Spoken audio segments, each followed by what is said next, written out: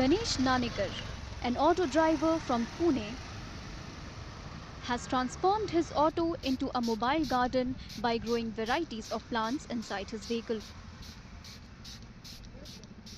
Ganesh said that he and his wife love growing plants and they came up with the unique idea which has received a good response from passengers.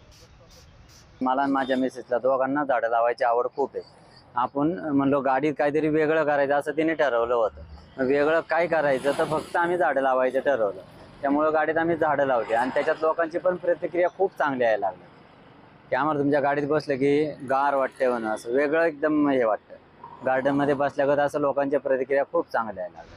Ganesh, who has been driving an auto for the past 18 years, said that the plants not only make the vehicle attractive, but they also helps passengers beat the heat. लोकांना खूप म्हणजे असं एकदम त्यांना आनंद होतोय. त्यांना असं वाटतं की खरंच आम्ही गार्डनमध्ये बसल्यावर आणि त्यांना फील व्हायला लागलेलं आहे. कारण गाडीत पाठीमागनं मनी प्लॅन एवढा असा हे झालाय ना, पांगलाय.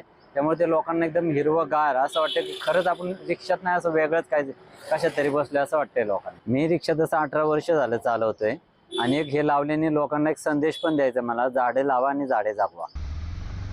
Ganesh hopes to spread awareness about the importance of plants and encourage people to plant more trees through his mobile garden.